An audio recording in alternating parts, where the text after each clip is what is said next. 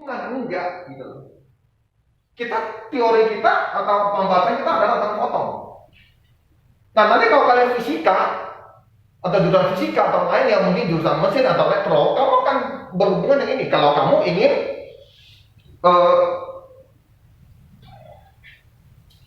berusaha sendiri ya, membuka usaha sendiri. Nah, usahanya apa sih Pak? Contoh yang real gitu ya. Sekarang kita sedang tentang banyak kendaraan listrik, gitu ya. Nah, kalau Agung masuk elektro, berarti Agung nanti akan tahu membuat atau memodifikasi motor yang tadinya pakai bensin menjadi pakai baterai. Dia bikin komponennya, ya. Nanti kabel-kabel yang fungsinya tadi disalurkan ke mesin, yang dihasilkan piston, harusnya gitu ya. Piston yang di mobil itu di motor dibuang.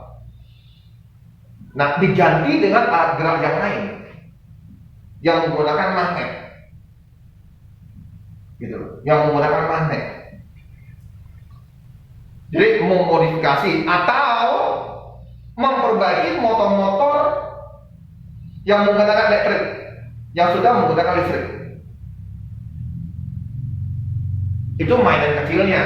Setelah kamu habis elektro, kamu bisa buka workshop sendiri.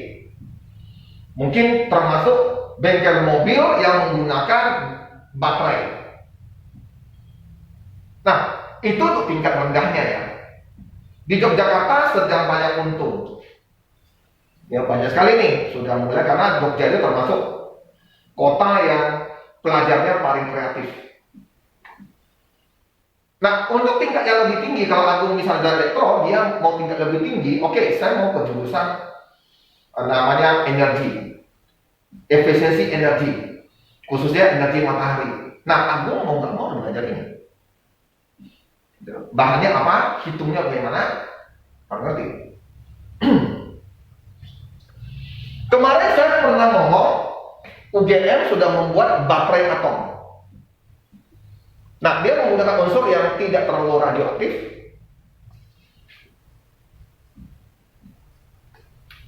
Jadi bisa dikontrol, saya nggak tahu kontrol gimana. Yang penting saya udah tahu konsep kerjanya. Ada satu bahan, katakan ini bahan yang ada radioaktifnya. Oke, radioaktif artinya dia bisa panas kalau kena sesuatu. Ini harus betul-betul seal gitu ya. Nah, saat dia panas itu, dia akan dia memanaskan benda lain. Nah, benda lain yang kena panas dia, contohnya kalau baja atau besi, berarti besi menyerap panasnya menjadi berpijar, betul? Membara besinya, ngerti ya? Nah, saat dia membuat sebuah batang besi yang katakanlah besi ini membara, berarti ada keluar cahaya, betul? Nah, cahaya ditangkap oleh sebuah layar ini. Jadi boleh dikatakan membuat matahari kecil. Plus juga panas yang dihasilkan ditangkap juga. Jadi ada dua energi yang dipakai. Energi panas dan energi cahaya. Cahaya ini berupa foton. Oke. Panas ini bisa saya pakai untuk yang lain. Mungkin yang paling simpel kalian nggak ngerti begini. Panas. Oke, kalian pernah belajar tentang pemuaian ya? Pemuaian dua buah plat, ngerti ya? Dua buah plat. Ngerti ya? Kalau panas dia akan melengkung begini ya? Gitu, benar nggak? Ngerti ya?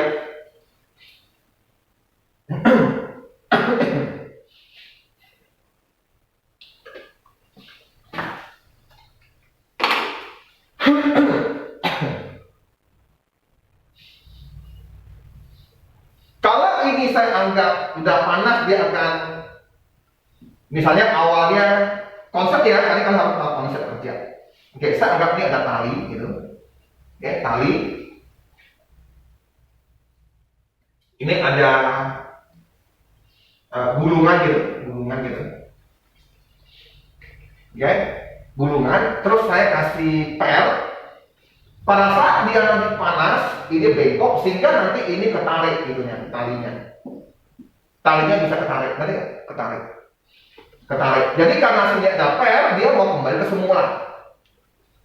Sehingga pada saat dia bengkok, ini nanti ketarik pelan-pelan, panas ini saat dia tarik, misalnya dia sudah gulung. Tapi karena ada per, dia mau isi lagi, ngerti nggak? Pas nggak ada panas, dia kan akan perlu gerak kan, ngerti nggak? Gerak, dia akan kembali ke semula. Gerak ini adalah energi kinetik. Saya bikin pelan, harusnya dia muter gini, dibikin teknik mesin ya. Pas gerak inilah jadi energi.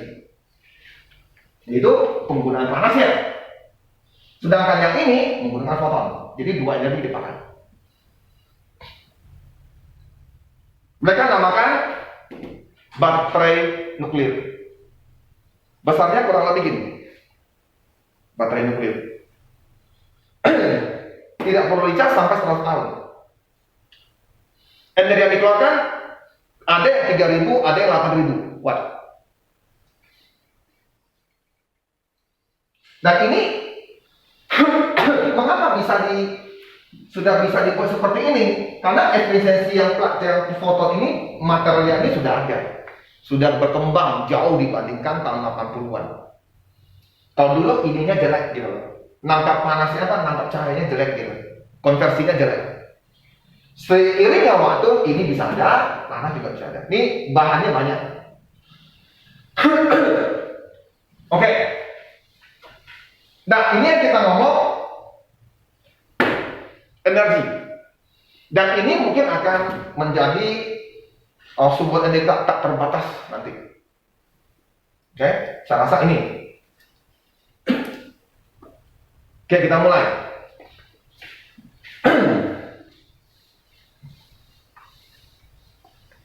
Kemarin kita sudah tahu energi benda hitam. Ya, untuk sekarang bagaimana? Yang paling bagus di awal-awal adalah tentang teorinya apa yang dia mencoba mendeteksi yang begini-begini dulu. Yang gini-gini. Saya lupa namanya. Ya, ada ingat? Dia mau apa? Kesimpulannya apa? Ini sepernya. Ini H maksimum. Ini T-nya. Ini apa? Ini suhunya ya. Apa yang ngomong? Ada yang masih ingat? Ada yang masih ingat? Hah? Ada yang konstan. Lambda maksimum kali T selalu konstan ya. Siapa yang ngomong?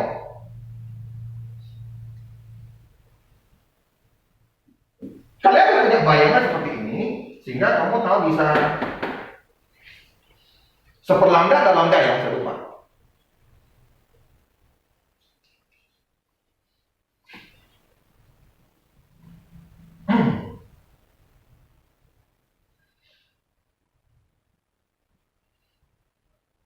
T suhu.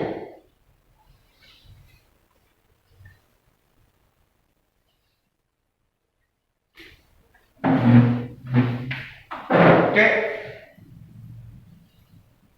Saya tidak akan ngomong. Kalau yang tentang ini saya nggak bisa ini ya. Nah, oke, betul, konstan. Dan nilainya setelah dari ini, setelah dari tabelnya ini ya, tabelnya bahwa ini nilainya adalah 2,9 10 pangkat 3 minus 3 meter Kelvin. Karena panjang lubang meter. Jadi konstan itu nilai sudah ada. Ya, dari hasil mereka, percobaan mereka, meter Kelvin.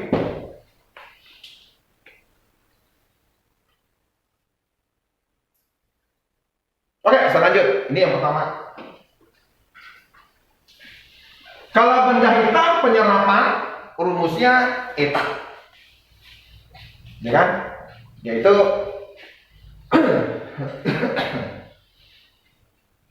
daya, kalau intensitas biasanya tengok intensitas, tapi saya lebih suka ini intensitas adalah daya perluasan.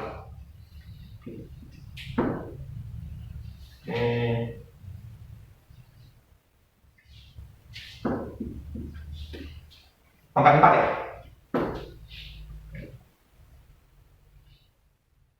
Kalau dia jadi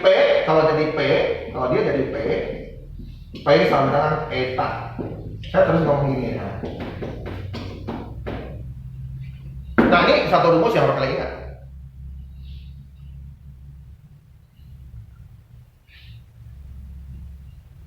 Ini untuk menghitung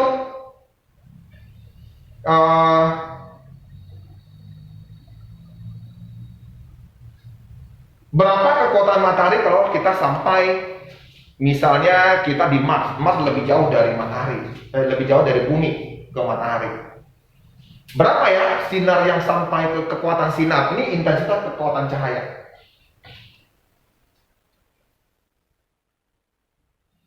Kayak lampu. Kalau lampu jauh dari kita nggak mau udah redup, cahayanya nggak sampai. Nah ini yang Pak, ini pakai untuk apa Pak dengan hubungannya Pak? Nah, pada saat kamu meletakkan layar kamu seberapa dekat dengan sumber cahaya. Nah, ini untuk menghitung berapa watt yang bisa kamu hasilkan. Misalnya saya punya ini adalah layar penangkap foton cahaya. Jarak saya dengan lampu infocus ini sekian. Tentu daya tangkapnya akan lemah dibandingkan kalau saya dekatkan dengan infocus. Nah ini baru bisa maksimal gitu. Nah ini hubungannya berapa yang bisa didapat, berapa watt saya bisa dapat. Tentu sedekat mungkin kan, ya tak? Supaya tidak terjadi hilangnya energi. Nah ini kita pakai ini.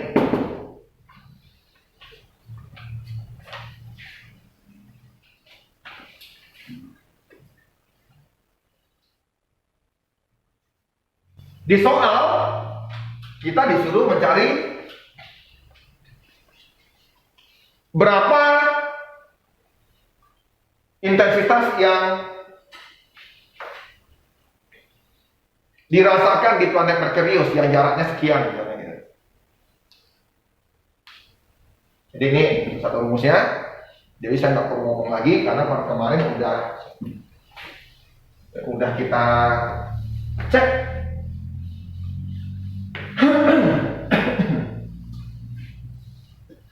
Oke, kita akan ngomong tentang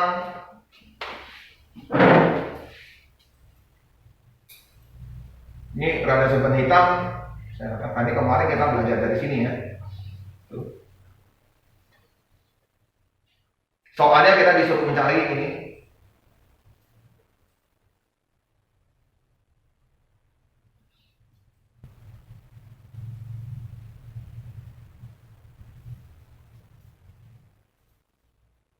Nah, soal nomor ini ya, yang matahari kemarin.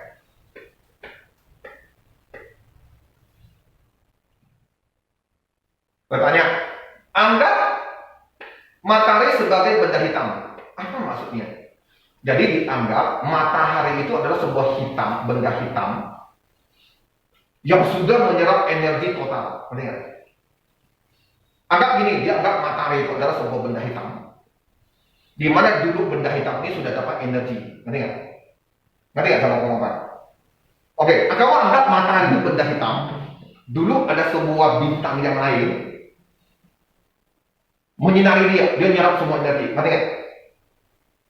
Dianggap begini, terus bintangnya sekarang pergi. Ngerti ya? Oke? Jadi seperti kamu besi, kamu bakar di tumbuk sampai membara. Kalau dia membara terus kan, betul nggak? Betul ya? Terus kamu ambil keluar besinya, besinya bisa menyinari ya? Ada panas radiasi, betul nggak? Nah, dianggap matahari seperti itu. Dia sekarang matahari sudah membara gitu, tak habis-habis gitu, akan habis gitu. Dianggap seperti itu. Dianggap ya, kalau kita ngomong aslinya kan bukan begitu. Aslinya adalah matahari itu terbentuk sejak ada ledakan, jadi mulai dari satu titik terbentuk, mulai ada gas, di mana itu ada gas helium di situ. Ya, penggabungan gas helium ini atau helium menjadi atom-atom yang lain, ya, atom hidrogen, di mana saat dia menekan hidrogen ada energi yang dilepaskan. Nah, inilah matahari. Matahari adalah energi fusi, bukan fisi. Kalau fisi itu bom atom, bom hidrogen. Penggabungan dua buah menjadi atom baru, terus lepas energi, gabung pula. Pemisahan, kalau fisi itu pemisahan berbalik. Ada sebuah atom ditembak elektron, terpecah dua. Nah, terpecah dua ini ada E yang dihasilkan, itu fisi. Sedangkan fusi matahari adalah gabungan dua, ya, menciptakan satu hidrogen dan energi yang lain. Gabung berarti fusi, kalau pisah berarti fisi. Contoh di biologi kan ada kan fusi tanaman, ya kan? Oke, mana ini sudah, jadi saya nggak perlu ngomong lagi. Bisa atau tidak tergantung dari kalian. Ya, sudah saya upload yang kemarin punya untuk hitung-hitungan, sudah saya upload fisikanya. Kalau kalian nggak mau terima ya nggak apa-apa, mungkin bukan di video ya. Jadi kalau ada yang memperdalam silakan. Oke, kita langsung ngomong ke teori Planck tentang radiasi benda hitam. Oke, setelah bla bla bla kata Planck gitu. Nah, energi radiasi yang dipancarkan oleh molekul itu tidak kontinu atau diskrit. Yang kita ngomong energinya adalah NHF.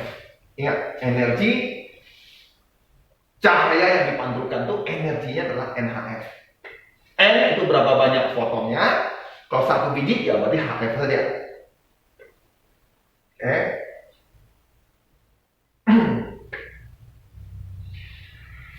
Nah, dia menyerap juga begitu.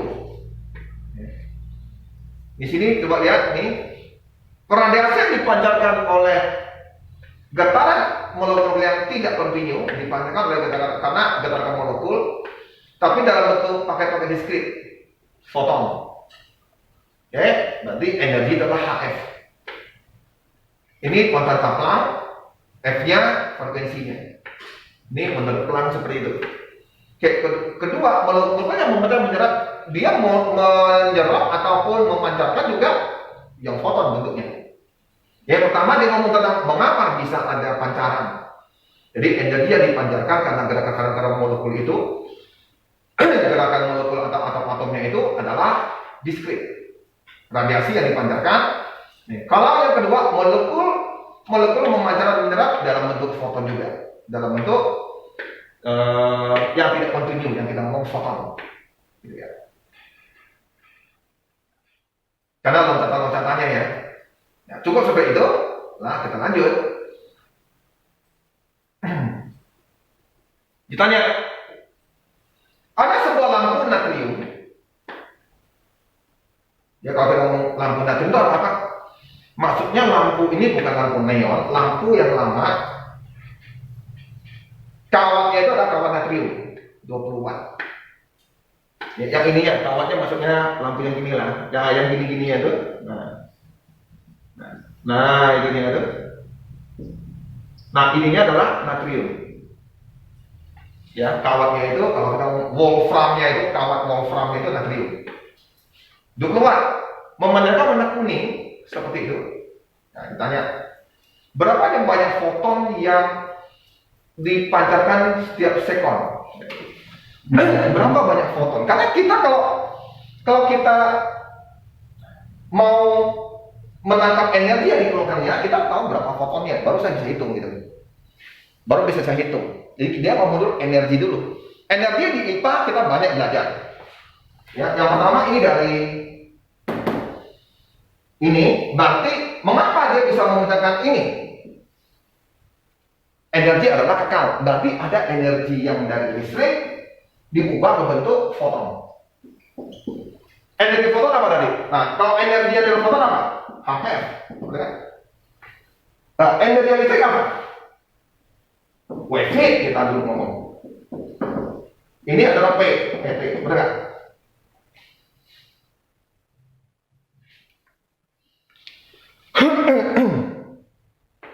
Jadi ada perubahan energi listrik ke foton. Ditanya, N-nya berapa nih? Nah, itu dia. Dia memancarkan lambda sebesar ini. Berarti saya akan jadi H ini.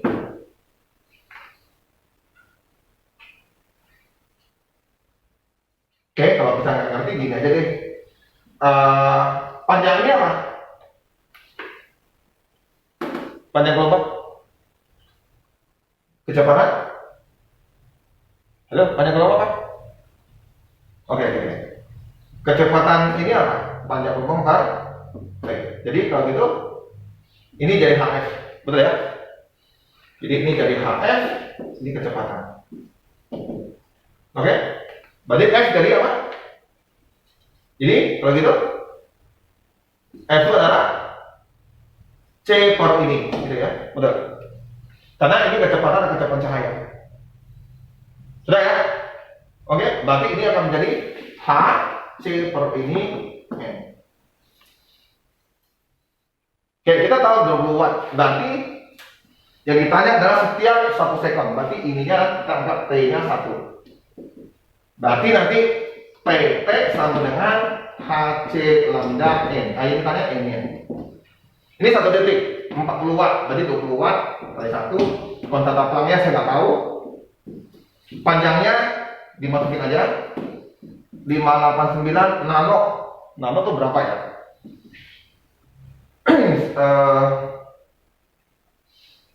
Satu mili mili setelah mili apa ya? Mikro nano ya. 9 tadi ya. Ya.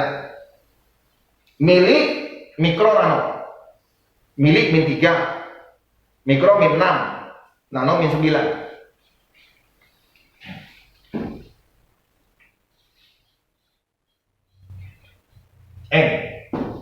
Ya udah, ini saya konsep apa? Saya nggak hafal.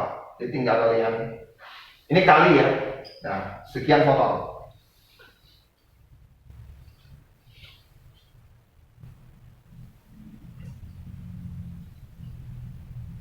Oke, sekian foton.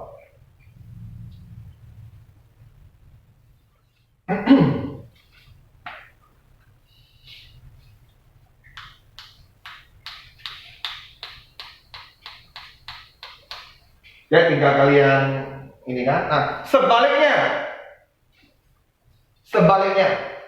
kita mau hitung. Kalau tadi gitu, ada sebuah saya mau apa sih namanya, baterai atom tadi, baterai nuklir tadi sudah memanaskan ini batang ini. Batang besi gitu, sehingga dia keluar membara, anggaplah kuning gitu, kata kuning ya, kalau ini kuning tadi ya, kuning. Nah, warna kuning berarti panjang gelombang sudah ada gitu, misalnya 589. Nah, kita mau tahu ini energi yang kita bisa dapat berapa? Apakah 20 watt, 40 watt atau apa? Nah, sebaliknya kita masukin ini. Nah, ini berapa? Wah, ngerti. Gitu loh. Kita mau cari P-nya ini loh, berapa watt saya dapat ya? Kalau misalnya ini sudah memancarkan cahaya begitu. Ya. Ini berapa watt ya kalau saya dekatnya seperti ini gitu. Kalau dekat kan dia agak 100% ditangkap. Nah, lu harus ngerti. Jangan sampai kamu nggak bisa hitung gitu loh. Dengan bahan sekian gram dari barium kalau nggak salah, dia pakai barium kalau nggak salah, saya nggak lupa. Nah, setelah dia memanaskan batang besi ada ada cahaya ditangkap oleh sel surya. Ngerti ya? Sel surya. Ini bisa berapa watt gitu. Nah, ini yang kita butuh hitung. Bukan pakai kira-kira, contoh saya ngomong, dia tuh bisa dapat 3.000 sampai 8.000 watt. Betul nggak tadi? Ya? Nah, dari mana dia tahu 3.000 8.000 watt? Itu dia. Nah, selanjutnya kita akan hitung rahasianya gitu. Kalau ini kan dari listrik jadi warna kuning. Sekarang kalau saya balik, ada sekian banyak foton panjangnya ini, berarti saya tahu saya dapat berapa watt. Betul nggak? Ngerti ya saya ngomong apa?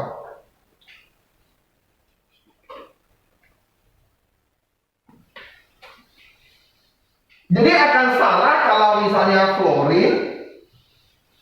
Saya nggak tahu kalian punya cita-cita sampai berapa. Kalau papa mamamu tuh memiliki kekuatan finansial yang baik, jangan sia-siakan hidup kalian. Jadilah orang yang di luar dari mereka. Kalau punya kekuatan finansial, kuliahlah sampai menggali rahasia-rahasia seperti ini.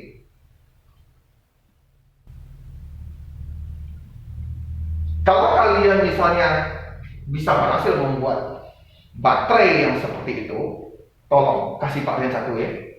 Saya mau mainin, oke? Oke, saya mau mainin. Jangan 8.000 watt lah, oke? Nah, Pak, unsurnya unsur apa? Nah, itu dia. Apakah unsurnya ada di Indonesia? Belinya berapa? Yang saya dapat info adalah ini belum dikeluarin nih. Cina sudah melihat Indonesia nih. Menurut yang saya dapat info bahwa unsurnya itu ada di Indonesia. Nah, harganya si Mardigu ngomong, Mardigu tahu ya? Itu ada yang 7 jutaan, ada yang 3 jutaan, ada yang 20 juta. Sekarang saya hitung, wah untung banyak men. Iya serius. Yang 8.000 watt itu hanya sekitar 4 sampai 5 juta. Itu karena kita beli secara perantara gitu, nggak langsung ke dia. Nah, yang sampai 20 juta itu wattnya sampai 20.000 watt, 30.000 watt. Saya itu murah banget ya. PLN untuk itu kalau begitu, serius. Dan hebatnya apa? Unsur yang dia ngomong itu bisa dicas dengan PLN. Kalau mak gila ngomong. Jadi saat dia pakai listrik untuk ngecas dia bisa dapat energi yang lebih reaktif lagi gitu loh. Kalau mak gila sekali sama ngomong. Jadi ini memang dari Tuhan ya. Kita nggak bisa menciptakan energi, hanya Tuhan yang sanggup. Itu ya saya ngomong gila. Saat dia cas sekitar 6 jam bisa pakai 24 jam. Mak gila saya ngomong. Wah gimana ceritanya? Berarti energi yang dia simpan itu lebih gede daripada yang dia masuk. Karena apa? Di dalamnya sudah ada energi yang tersimpan gitu. Tinggal diaktifkan, bahasanya gitu lah. Nah kalau di dalam teori relativitas yang saya ngomong, artinya partikel yang di dalam itu dia tuh gerak dengan kecepatan cahaya berpindahnya. Ngerti nggak? Nggak ngerti? Lu ngerti nggak saya ngomong? Dalam unsur yang saya ngomong itu, saat dikasih listrik, dia bergerak dengan kecepatan yang lebih dari kecepatan cahaya itu, sehingga mendapatkan energi yang lebih daripada dia diam. Ngerti? Sehingga ada energi kinetik di situ. Ngerti nggak saya ngomong Pak ya? Nah ini ciptaan Tuhan, bahannya itu. Nah mengapa kita mau belajar ini? Ya itu supaya kalian dari kuliah tahu jurusannya apa. Saya mau proyek apa ya gitu.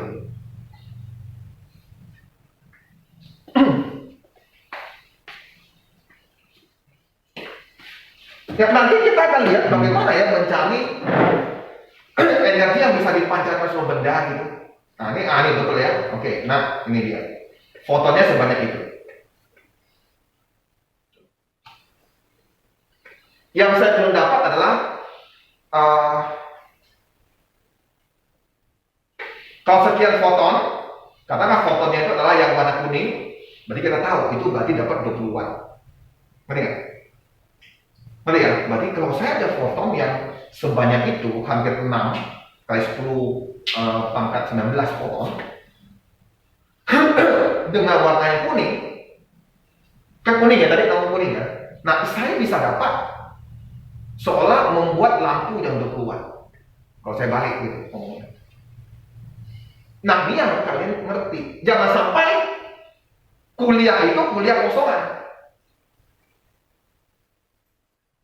Oke, 2000 cahaya. Nah, ini sudah mulai fotolistrik. Nah, ini belajar lagi nih yang fotolistrik. Nah, untuk mengetahui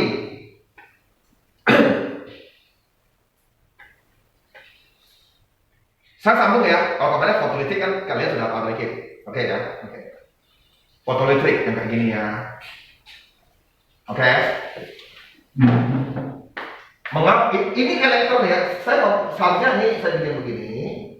Ya, ini adalah dalam sebuah vakum gitu, vakum ya, buat udara. Boleh, tapi mungkin neon ya, kasihnya neon. Terus ini ada positifnya, ini negatifnya, ini positifnya gitu.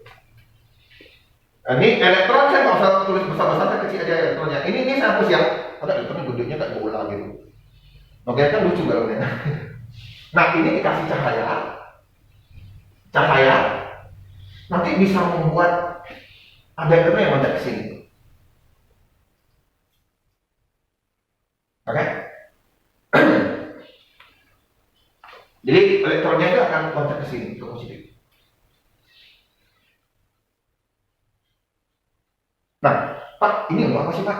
Tadi saya ngomong apa? Tadi saya ngomong ada benda yang ini, unsur ini dikasih listrik, dia bisa menghasilkan energi yang lebih. Ngerti nggak saya ngomong? Konsepnya adalah ini. Konsepnya ini. Oke? Konsepnya ini. Jadi listrik yang disinar di sini bukan dikasih listrik, tapi dikasih kayak laser. Diubah jadi kayak laser sehingga dia menyinari benda ini sehingga ada elektron yang loncat. Ngerti nggak? Konsepnya seperti itu. Sehingga dia punya energi panasnya muncul untuk memanaskan.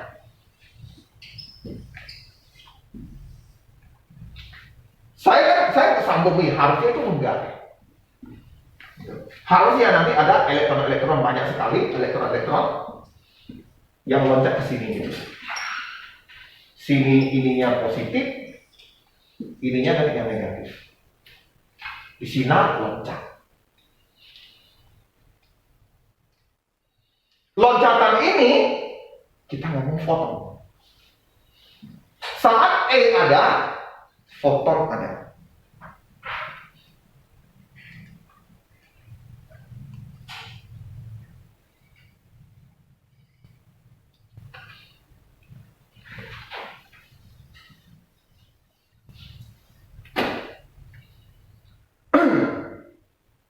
Dan ini ada unsurnya. Nah, ini kalau saya gambar, ini seperti ini logam macam-macam ya. Logam macam-macam.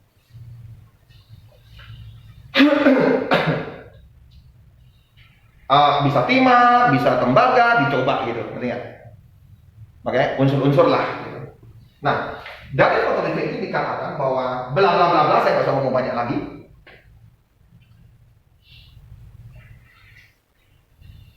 Bahwa untuk membuat ini loncat, ini ada grafiknya.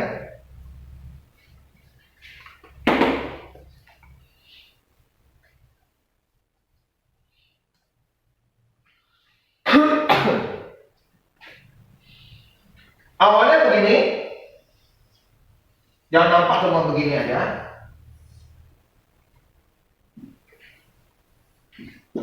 Ini V, beda potensial. Beda potensial. V ya, voltase. Ini I yang sangat rendah, ini I tinggi.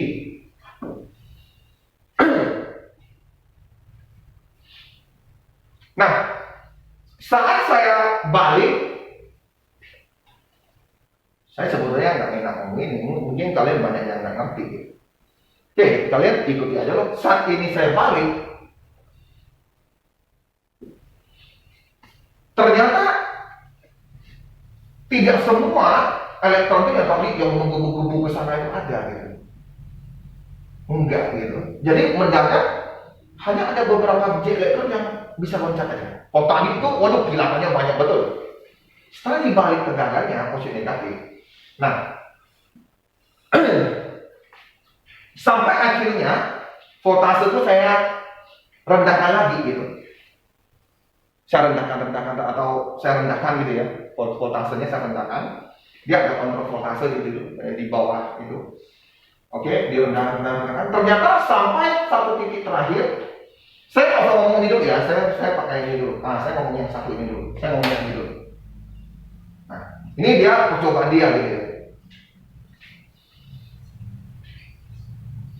Sampai terakhir, elektronnya udah sama sekali nggak ada percikan lagi, nggak ada petir lagi. Pada saat V-nya di sini. Nah, tadi dia menggunakan laser yang mungkin 4 baterai. Ini yang pakai 4 baterai. Terus selanjutnya dia coba dengan yang 2 baterai. Ternyata terus ini positif, ini saya jadikan negatif gitu. Ternyata loncatannya tidak terlalu banyak gitu ya. Intensitas itu terangnya itu agak kurang di sini. Di sini dia. Dicoba lagi, ini yang untuk yang 2 baterai. Saya ngomong I yang rendah. Rendah maksudnya rendah dari yang tadi. Terus dibalikkan ininya. Masih ada beberapa yang bisa loncat gitu. Oke, di sini ternyata setelah sampai titik ini, bertemu di ini sudah nggak mau lagi gitu. Anggaplah ini untuk timah. Nah, mereka nggak akan ngomong. Berarti keluarnya elektron itu bukan tergantung dari intensitas ini, tapi voltase gitu. Voltasenya ya sini. Ada voltasenya nih. Bukan intensitas.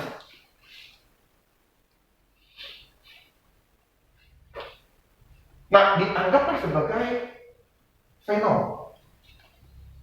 Fenol di situ. Fenol voltase di mana kalau saya tinggikan mulai ada 1 biji elektron. Ada elektron yang meloncat.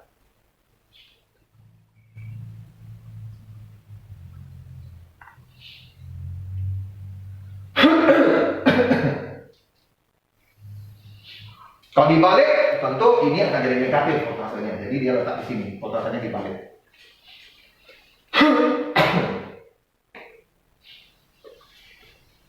Nah, kesimpulan ini dikatakan oleh Planck, oleh Einstein. Saya mau bertanya nih, oke, nggak apa-apa. Saya ke ini lagi ya. Ini dianggap energi yang membuat E bergerak di awal, ya, dianggap energinya adalah energi kinetik adalah elektron dikali ininya. Mulai dia mau gerak. Yang membuat dia elektron ini bergerak adalah ngepas di fenol kali muatan elektron. Karena kamu tahu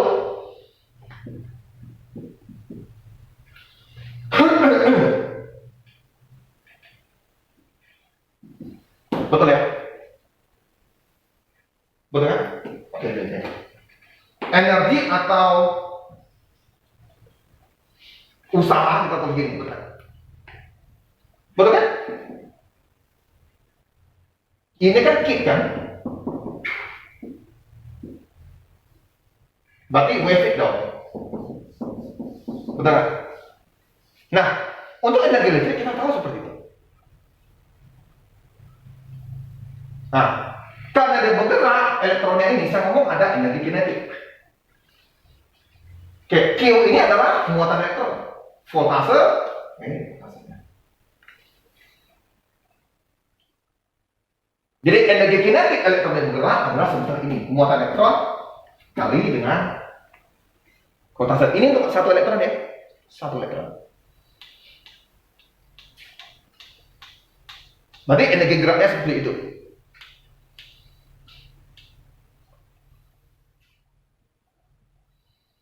Selanjutnya oleh mereka, Einstein, karena ini adalah benda bergerak, makanya kita belajar dulu tentang relativitas, ngerti nggak? Ini geraknya kecepatan cahaya, ngerti ya? Itu. Nah, mereka hubungkan ke bentuk yang tadi. Energi kinetik itu adalah harusnya energi total dikurang energi apa? Saat dia diam.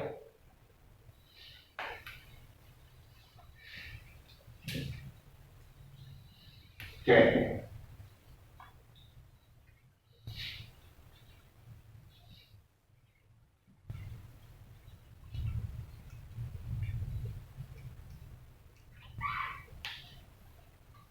Kalau saya mau bikin energi total adalah energi pada saat saya kasih energi, saya ngomong kalau tadi itu ini. Nanti oleh Einstein ya, ternyata yang menyebabkan ini loncat, ini penelitian selanjutnya dia, itu adalah frekuensi. Frekuensi yang tadi ngomong itu. Itu ngomong ini bukan karena intensitas, tapi frekuensi. Dia ada kesimpulan penelitiannya, frekuensi. Berarti energi total itu adalah KF yang kayak tadi. Oh, punya Planck. Apa? Planck ngomong. Radiasi yang dikeluarkan itu berupa continuum. Energinya adalah gitu ya. Jadi energi total itu kalau dia sudah gerak tuh begini gitu loh. Jadi saya anggap ini satu elektron, berarti N-nya satu. Energi saat diam adalah pas dia mau bergerak. Frekuensi 0. Frekuensi 0-nya. Sedangkan energi ini adalah F0. Itu hubungan mereka. Itu hubungan mereka ya.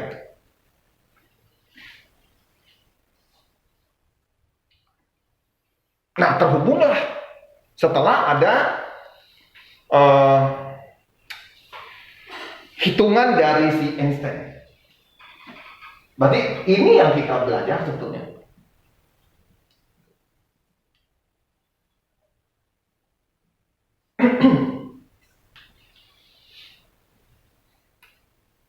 Jadi itu yang kita belajar.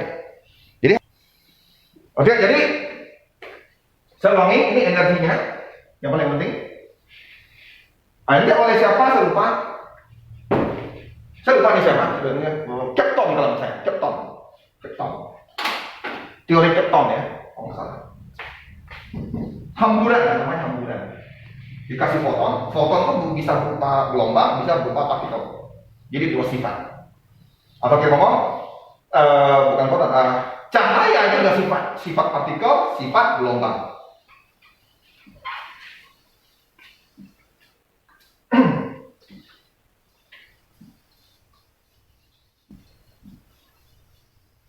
Nah, dari sini sudah diketahui E maksimumnya. Nah, dijelaskan oleh Einstein. Ya. Tuh. Nah, jadi ini dia ini ya. Langsung dia ngomong tentang frekuensi gitu. Dia nggak ngomong intensitas. Ini dari percobaan dia juga. Einstein ngomong apa? Tidak satupun elektron yang dibebaskan dari plat logam saat ditembakkan sinar gitu, ya, ditunjukkan bahwa arusnya tuh 0 gitu, I-nya, ini I-nya 0 gitu. Tadi yang ininya ini ya, ini I ya, ini V.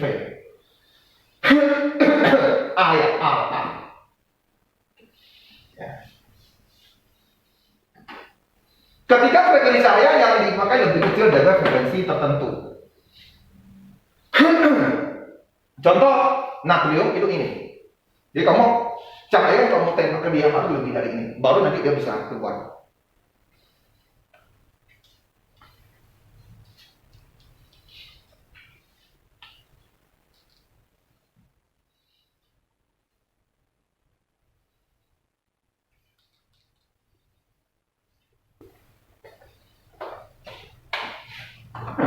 Nah, ini oleh Einstein jelas seperti itu. Yang ngomong apa? Ini yang tak bisa dijelaskan oleh teori gelombang cahaya. Kalau cahaya sebagai gelombang nggak bisa dijelaskan. Kalau ada gelombang berarti nggak masalah, frekuensi nggak masalah. Asal intensitasnya cukup. Kalau baterainya 4, harusnya cukup gitu. Tapi ternyata baterai 4 sama baterai 10 tetap dia ada satu titik di mana V0-nya itu tidak menghasilkan elektron lagi gitu. Kalau menggunakan misalnya laser merah semuanya misalnya. Oh, ternyata saya menggunakan laser hijau gitu supaya ini dia lebih gitu bisa keluar. Selanjutnya berapa arusnya yang timbul?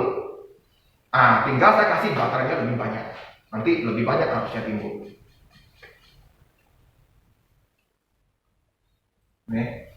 Nah, jika frekuensi yang digunakan itu sudah lebih besar dari F bahan itu, contoh bahannya tadi apa? Natrium ya, natrium gitu ya, natrium. Jadi ini praktek mereka udah coba, ternyata harus frekuensi sekian gitu ya. Baru nanti dia ada muncul elektron. Kalau ada muncul elektron berarti perpindahan elektron berarti ada listrik, ngerti ya? Listrik kan dari energi apa? Elektron yang bergerak, oke ya? Kalau elektron bergerak berarti ada listrik. Jadi ini tampaknya ini mereka tesnya begitu gitu loh. Tadi ini diukur oleh ini rheostat. Rheostat itu resistor yang bisa diatur. Kalau diperbesar, R-nya berarti V-nya 0. Ini untuk kontrol V-nya ya. Dan ini apa? Alat ukur listrik berapa besar voltmeter? G. Oke, nanti mungkin saya rasa kalian akan, kalau kalian di luar negeri ya, misalnya kalian S1, saya rasa ini alatnya ada. Kalian pasti praktek gitu. Pasti kalian praktek. Oke, kita kembali ke sini. Jadi menurut Einstein tidak akan ada satupun elektron yang keluar, loncat, kalau frekuensi cahaya yang kita pakai itu kurang dari F0 dari bahan. Kalau natrium mau gini berarti harus lebih tinggi. Aluminium gini F-nya. Nah, kalau frekuensi cahaya yang digunakan lebih besar, barulah kuat tak kuatnya arus itu pakai intensitas. Satu, jumlah fotoelektron yang dibebaskan sebanding dengan intensitas cahaya yang kita kasih. Mau 4 baterai, berarti lebih gede dong listrik yang disediakan daripada yang 2 baterai. Ngerti ya? Ya dong. Tentu kita ngomong sebanding lah. Energi yang diserap akan sebesar yang dipancarkan. Betul kan? Oke ya, intensitas kuat cahaya yang dia bisa keluarkan tentu sebanding dengan kuat cahaya yang dia terima. Ya kan? Kuat cahaya, gitu loh.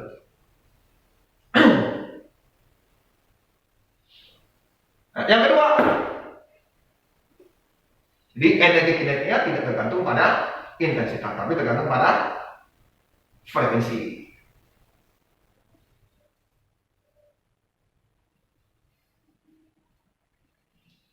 Ini yang tidak cocok dengan teori gelombang. Nah, yang ketiga, arus fotoelektron itu terjadinya itu sangat spontan. Saya sinar langsung loncat, nggak nunggu. Karena gelombang itu nggak mungkin secepat itu. Gelombang itu lambat gitu. Dia harus menunggu tabrakan. Kalau gelombang, dia harus nyerap dulu,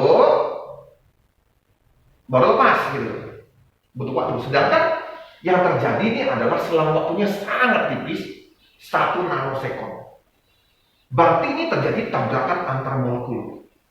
Bukan tunggu serat panas dulu, baru lepas kita masukkan besi gitu. Nah inilah yang kita ngomong dari praktek ini. Einstein ngomong cahaya itu ternyata cahaya. Apa maksudnya ini? Artinya kalau laser yang saya pakai ini ya, laser anggap sini elektron.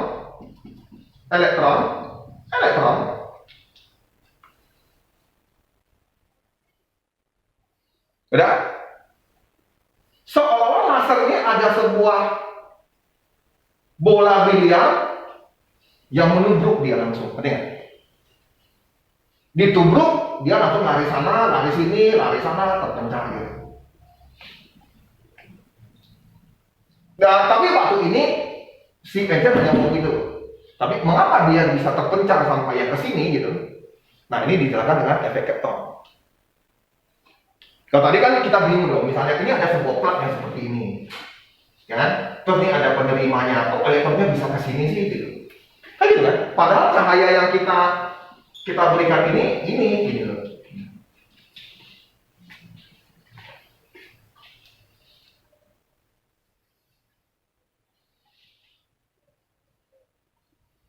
Yang jadi pertanyaan adalah, berarti ada elektron yang tembus sini? Jawabnya enggak ada. Coba kamu mikir ya. Saya anggap ini elektron sini, ini elektron.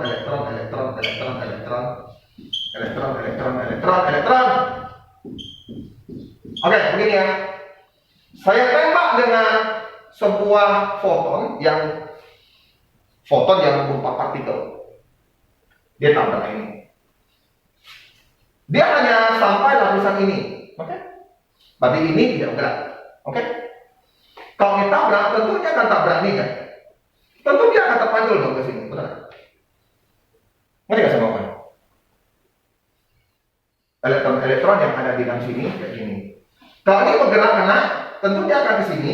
Kena sini dia mandul dong ya. Ngerti gak? Tabrakan.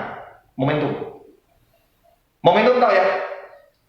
Kalau sebuah benda partikel, kalau ada sebuah benda yang menuju ke sana, oke?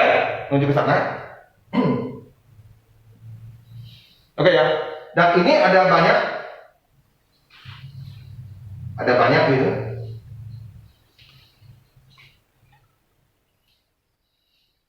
Saking padat ini banyak banget, harusnya ini tabrak ini jalan.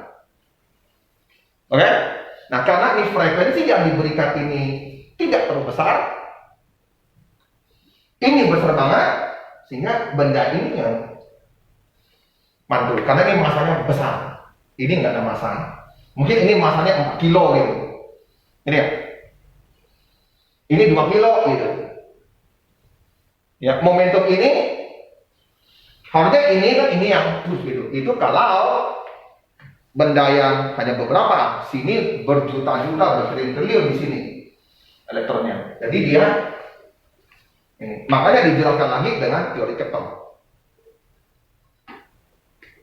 Jadi dia setelah saya kasih elektronnya loncat ke sana. Enggak loncat ke sini ya.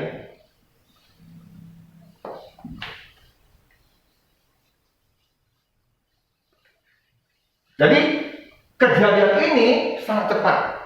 Artinya hampir-hampir kayak kecepatan cahaya gitu. Nabrak foton ini dia berupa energi gitu. Setelah misalnya sebuah foton yang gini menabrak elektron yang begini, energinya itu diambil oleh elektron masuk ke dalam. Ngerti nggak? Ditabrak, setelah dia sampai sini dia nabrak begitu, dia nabrak ke sini gitu, dia hilang, dia nggak kesini lagi, karena dia tuh benda yang kayak hantu, ghost gitu. Dia nggak ada bawa energi, jadi tabrak elektron ambil semua energinya, dia hilang. Jadi langsung dia kesana lagi, mantul lagi. Jadi foton itu sifatnya seperti itu. Dia nabrak, setelah tabrak dia akan jadi benda itu. Dan tidak ada momentum. Oke, kira-kira itu dan muncullah rumus-rumus seperti itu. Nah, itu yang tadi ngomong.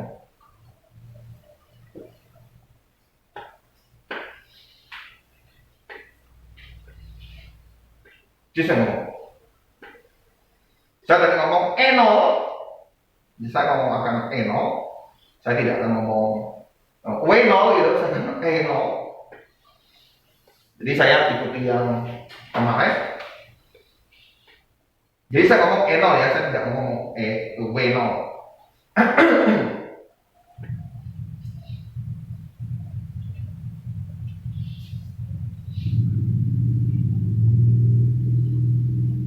Jadi saya akan ngomong yang pakai ini punya. Nah, saya akan ngomong pakai ini.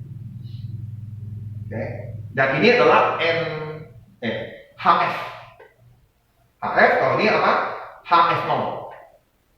Saya tidak akan ngomong W0 karena membuat saya kepala pusing. Biar saya connect dengan yang kemarin. Energi yang membuat di mana dia masih diam gitu, melihat. Pas mau gerak masih diam. Berapa supaya dia bergerak? Harus HF0, benar? H-nya yang ini ya, HF0, kan? Jadi dia harus dipakai, energi yang kita berikan dipakai untuk dia diam dulu. Setelah kayak kita ngomong energi dalam, yang digas, kan? Baru nanti dipakai untuk energi geraknya, kan? Energi kinetik, kan? Mirip dengan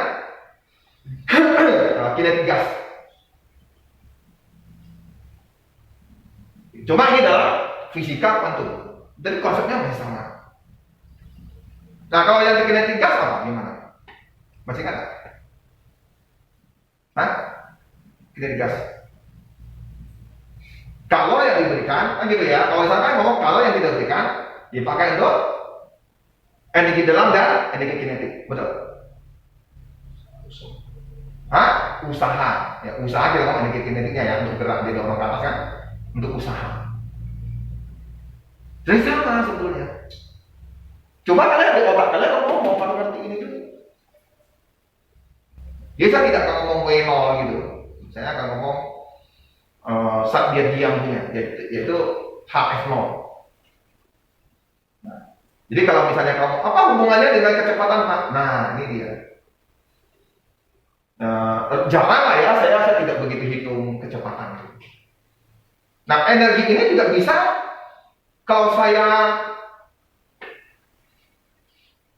ambil untuk menggerakkannya itu menggunakan listrik, berarti EV0. V itu voltase ya.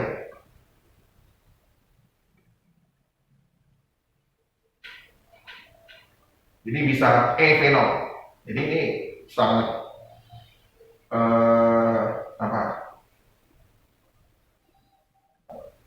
sangat fluktuatif gitu ya, perubahan rumusnya itu.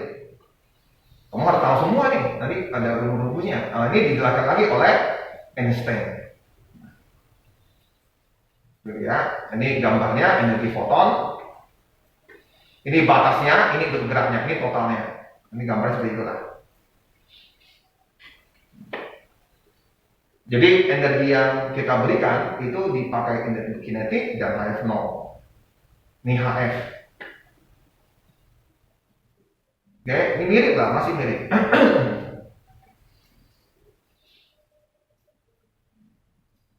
Oke, saya rasa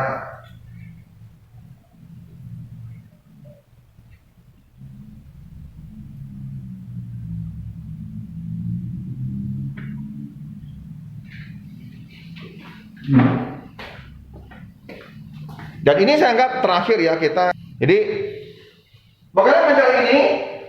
Nah, dari W0 dong. Udah tahu energinya, ini konsep apa? F0.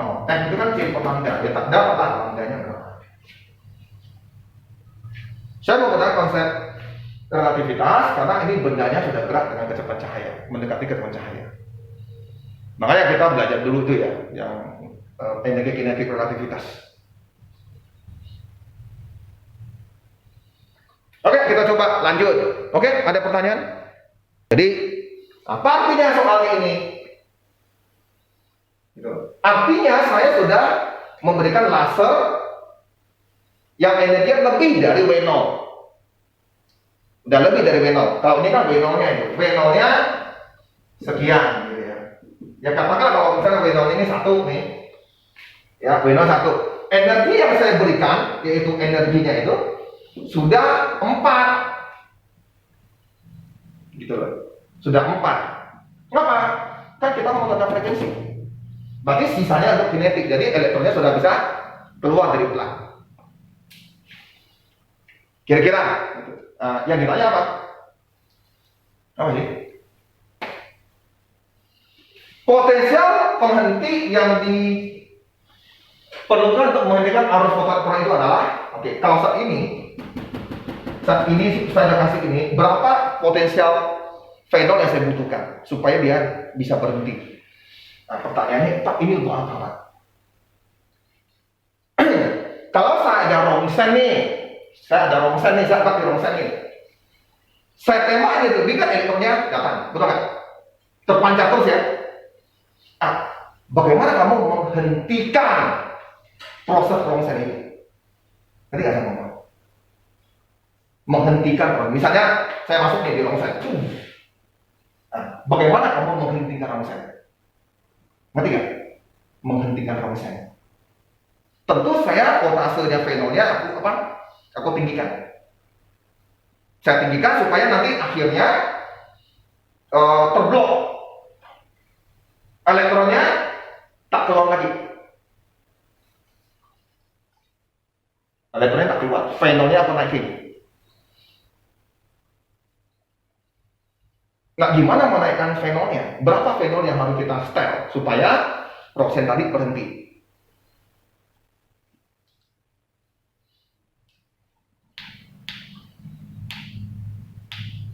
Coba logikanya gimana? Rongsen itu keluar karena ada energi kinetiknya, betul nggak? Sekian. Kalau sini saya ngomong 3 misalnya, gitu kan? Ini nggak sih? Oke. Berarti pas energi kinetik itu harus pas dia gerak, betul nggak? Oke. Tadi kata ngomong energi kinetik itu adalah apa? Betul nggak? Gitu kan? Oke, tak ngerti ya.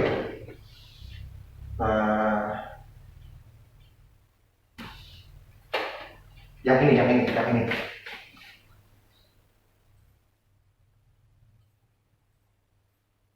Nah, nampak kan? Yang ini gitu. Nampak kan?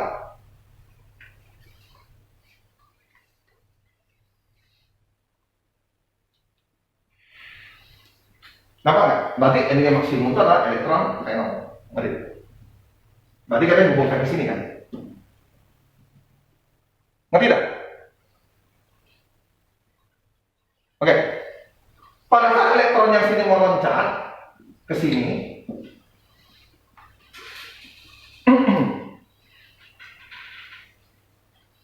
ini loncatnya itu, ini sebelum dia loncat ada fenolnya di sini. Dia belum loncat. Lebih sedikit saja berarti dia sudah loncat. Makanya energi ini maksimumnya itu adalah fenol. Pak, mengapa bisa maksimum, Pak? Oke. Pak, mengapa maksimum, Pak? Tanya mengapa maksimum, kan gitu.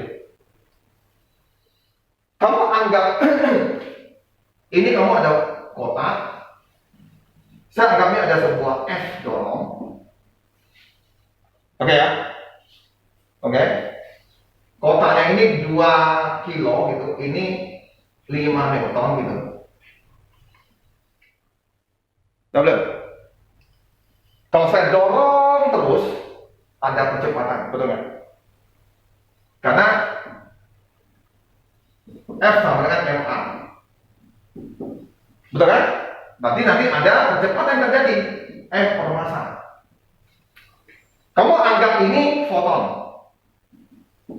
Kamu anggap ini foton dan ini adalah elektron. Jadi kalau foton saya tembak terus tentu ada Di plug sini dia akan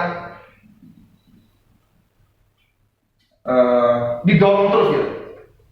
Oke, didorong terus.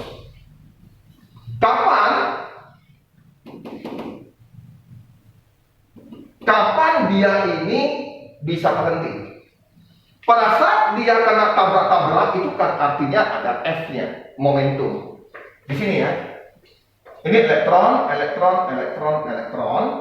Ini adalah foton. Pada saat dia nabrak dia kan berubah.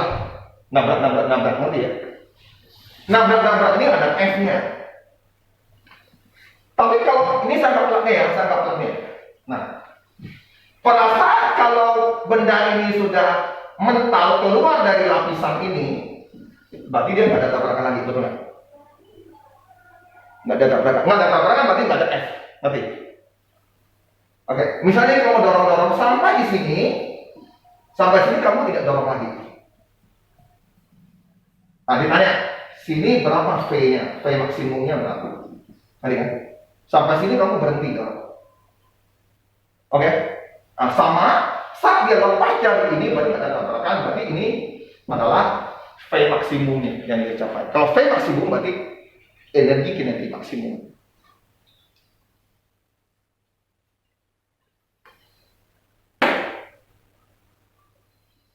Jadi kalau kata masuk tadi, kalau tadi saya ketemukan ininya 4,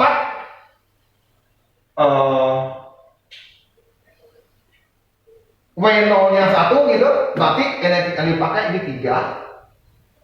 Kalau tanya berapa untuk memintakan ini, ya udah pakai ini. 3 sama elektron V0. V0-nya 3 bagi E, ya udah ini. Untuk menghentikan dia.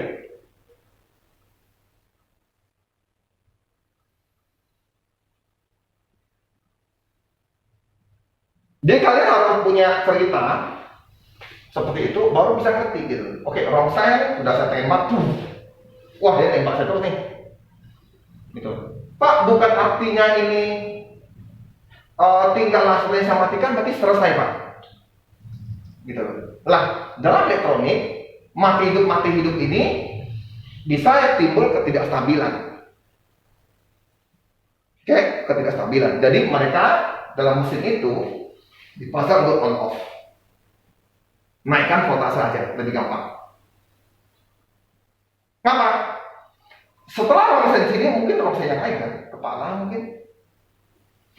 Kalau kamu bisa tekan on off, nah on off itu nanti saat pertama itu elektron yang keluar itu bisa banyak gitu. Ini kita bisa hancur lebih cepat. Maunya kita adalah elektronnya itu bisa terkontrol setelah dia stabil keluarnya. Baru orang masuk di rongseng. Setelah dia bukan rongseng gini loh ya, mesin saya letak rongseng di foto nih, nggak boleh langsung hidupkan, enggak, diokekan dulu, udah stabil ya elektronnya kira-kira, kamu masuk di foto. Foto artinya voltasenya direndahkan, kena kita, udah stabil elektronnya udah stabil, matikan. Off kan, berarti V0-nya dinaikin sehingga stop. Oke Pak, pindah Pak, samping Pak, yaudah belakang Pak, yaudah belakang. Kalau misalnya on off dengan yang itu, ya udah nanti badan kita hancur. Karena pas terjadi awal itu elektron dilepas tuh nggak stabil. Makanya yang menggunakan V0 untuk menghentikan. Jadi soal itu harus kita ngerti. Mengapa yang maksimum 4? Saat masih tabrakan berarti ada momentum. Ada momentum berarti ada F. Betul kan? Karena P-nya sangat kecil, tak dihitung. Atau sekian besar. Nah, pas lepas dari besi ini berarti nggak ada lagi tabrakan. F-nya pun, nah, sampai sini kita menggunakan kelas 10 kan? Usaha dan energi, betul nggak? Berapa kecepatannya di sini, betul kan?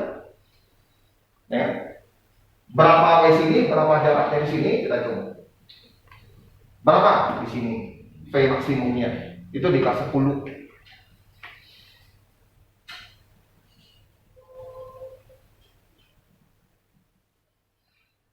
Ya, jangan sampai kalian ngomong, ini saya ngerti Pak.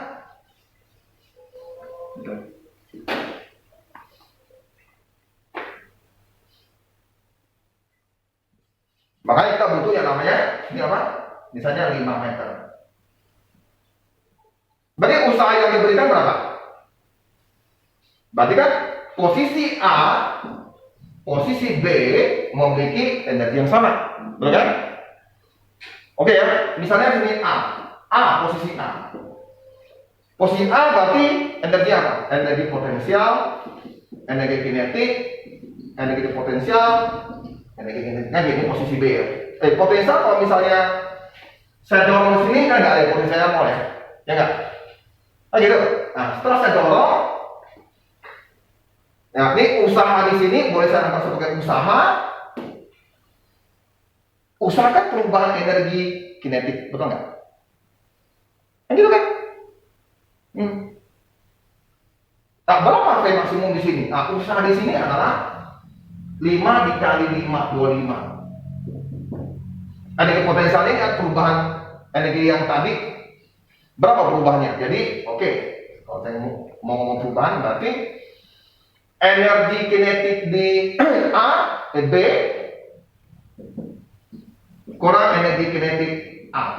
Nah, gitu kan? Perubahan energi kinetik adalah perubahan energi potensial. Betul nggak? Nah,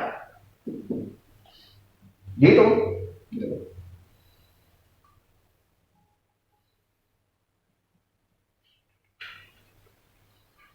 Ini tentu 0 karena belum jalan, betul nggak?